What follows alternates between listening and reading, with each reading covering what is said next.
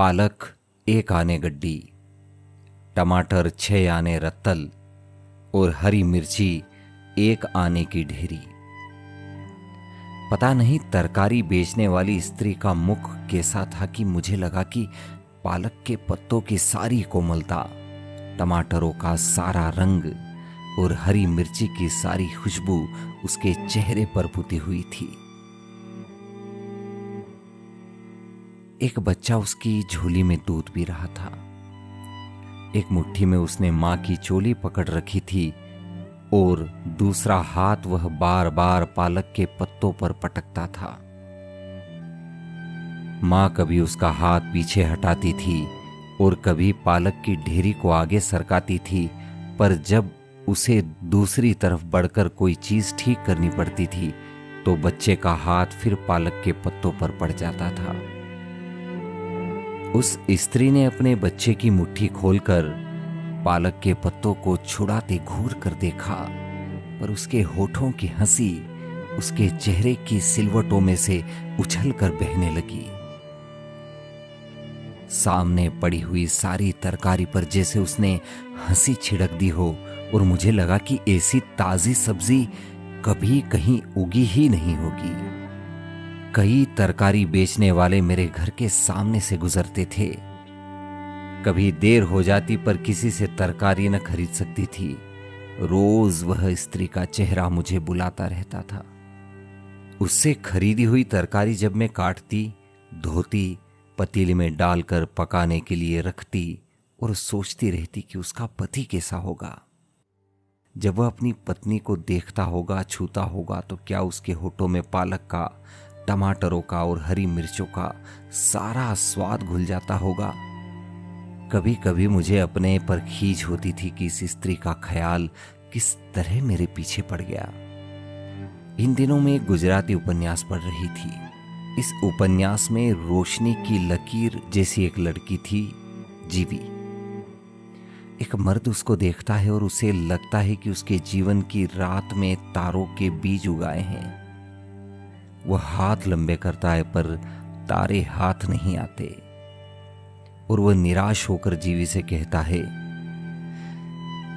तुम मेरे गांव में अपनी जाति के किसी आदमी से ब्याह कर लो, मुझे दूर से सूरत ही दिखती रहेगी। उस दिन का सूरज जब जीवी देखता है तो वह इस तरह लाल हो जाता है जैसे किसी ने कुंवारी लड़की को छू लिया हो। कहानी के धागे लंबे हो जाते हैं और जीवी के चेहरे पर दुखों की रेखाएं पड़ जाती है। इस जीवी का ख्याल भी आजकल मेरे पीछे पड़ा हुआ था, पर मुझे खीज नहीं होती थी।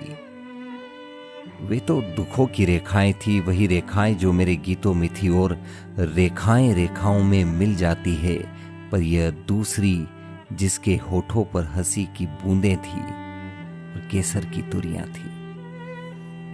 दूसरे दिन मैंने अपने पांवों को रोका कि मैं उससे तरकारी खरीदने नहीं जाऊंगी। चौकीदार ने कहा कि यहां जब तरकारी बेचने वाला आए तो मेरा दरवाजा खटखटाना।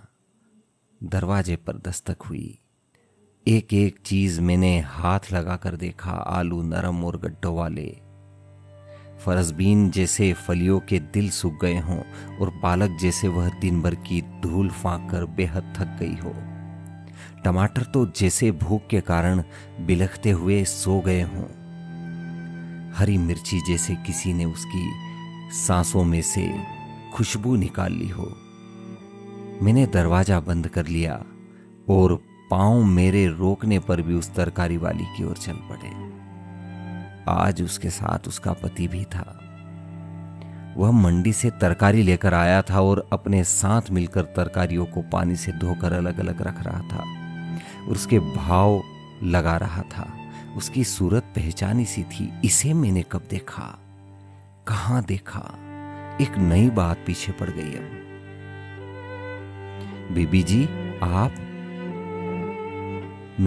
मैंने तुम्हें पहचाना नहीं। इसे भी नहीं पहचाना? यह रत्नी, माणकू रत्नी। मैंने फिर अपनी स्मृतियों में ढूंढा, पर माणकू और रत्नी कहीं मिल नहीं रहे थे। 3 साल हो गए हैं, बल्कि महीना ऊपर हो गया है। एक गांव के पास, क्या नाम था उसका, आपकी मोटर खराब हुई थी। हाँ हाँ, हुई तो थी। और आप वहां से गुजरते हुए एक ट्रक में बैठकर धुलिया आए थे नया टायर खरीदने के लिए। हाँ हाँ। और फिर मुझे मेरी स्मृति में माणको और रत्नी मिल गए। रत्नी जब अधखिली कली सी थी और माणको उसे पराये पौधे से तोड़कर लाया था। ट्रक का ड्राइवर माणको का पुराना मित्र था। उसने रत्नी को लेकर भागने में माणको की मदद की थी, इसलिए रास्ते में वह माणको के साथ हंसी मजाक करता रहा। रास्ते के छोटे छोटे गांवों में कहीं खरबूजे बिक रहे होते, कहीं ककड़ियां, कहीं तरबूज। माणको का मित्र माणको से ऊंची आवाज में कहता है, बड़ी नरम है ककड़ियां, खरीद ले। तरबूज तो सुर्ख लाल है और खरबूजा बिल्कुल मिश्री है।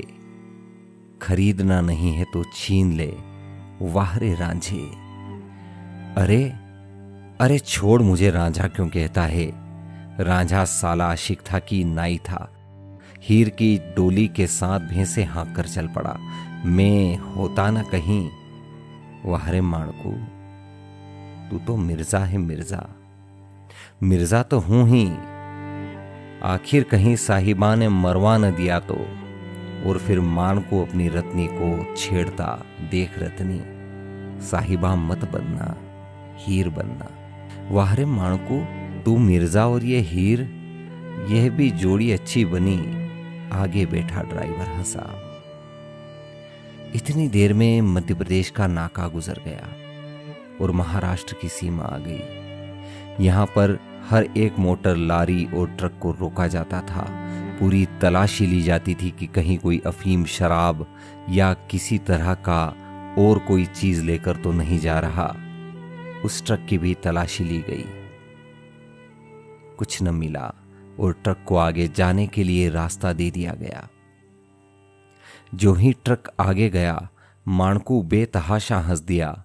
साले, अफीम खोजते हैं, शराब खोजते हैं, मैं जो नशे की बोतल ले जा रहा हूं सालों को दिखी ही नहीं।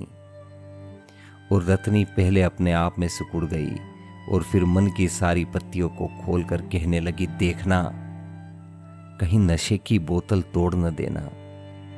सभी टुकड़े तुम्हारे तलवों में उतर जाएंगे। कहीं डूब मर, मैं तो डूब जाऊंगी, तुम सागर बन जाओ।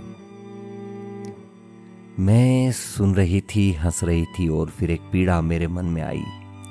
हाय री स्त्री, हाय, डूबने के लिए भी तैयार है यदि तेरा प्रिय एक सागर हो। फिर धुलिया आ गया। हम ट्रक में से उतर गए और कुछ मिनट तक एक ख्याल मेरे मन को कुरेदता रहा। यह रत्नी, एक अधखिली कली जैसी लड़की, माणको इसे पता नहीं कहां से तोड़ लाया था। इस कली को वो अपने जीवन में महकने देगा या नहीं? कहीं ये कली पांवों में ही तो नहीं मसली जाएगी? पिछले दिनों दिल्ली में एक घटना हुई थी। एक लड़की को एक मास्टर वायलिन सिखाया करता था। फिर दोनों ने सोचा कि वे बंबई भाग जाए, वहां वह गाया करेगी, वो वायलिन बजाया करेगा। रोज जब मास्टर आता, वह लड़की अपना एक आध कपड़ा उसे दे देती, उसे वह वायलिन के डब्बे में रख कर ले जाता। इस तरह लगभग महीने भर में उस लड़की ने कई कपड़े मास्टर के घर भेज दिए। फिर जब वह अपने 3 कपड़ों में घर से निकली, किसी के मन में संदेह की छाया तक नहीं थी। और फिर उस लड़की का वही अंजाम हुआ जो उससे पहले कई लड़कियों का हो चुका था और उसके बाद कई और लड़कियों का होना था। वह लड़की बंबई पहुंचकर कला की मूर्ति नहीं, कला की कब्र बन गई। और मैं सोच रही थी, यह रत्नी क्या बनेगी? आज 3 वर्ष बाद रत्नी को देखा। हंसी के पानी से वह तरकारियों को ताजा कर रही थी। पालक 1 आने गड्डी, टमाटर 6 आने रत्तल और हरी मिर्ची 1 आने की ढेरी। और उसके चेहरे पर पालक की सारी कोमलता, टमाटरों का सारा रंग और हरी मिर्चों की सारी खुशबू पुती हुई थी। जीवी के मुख पर दुखों की रेखाएं थी। वही रेखाएं जो मेरे गीतों में थी और रेखाएं रेखाओं से मिल गई थी। रत्नी के मुख पर हंसी की बूंदें थी, वही हंसी जब सपने उगाए तो ओस के बूंद की तरह उन पर पत्तियों पर पड़ जाती है। और वे सपने मेरे गीतों के तुकांत बनते थे। जो सपना जीवी के मन में था वही सपना रत्नी के मन में था। जीवी का सपना एक उपन्यास के आंसू बन गया और रत्नी का सपना गीतों के तुकांत तोड़कर आज उसकी झोली में दूध पी रहा है। दोस्तों, ये कहानी थी मशहूर साहित्यकार अमृता प्रीतम जी के द्वारा लिखी हुई, जिसका शीर्षक था एक जीवी, एक रत्नी, एक सपना। इस कहानी का कौन सा हिस्सा आपको अच्छा लगा? इस कहानी का कौन सा भाव आपके मन को छू गया? कमेंट करके ज़रूर बताइएगा और रचनाकार को सब्सक्राइब करना बिल्कुल न भूलें। धन्यवाद।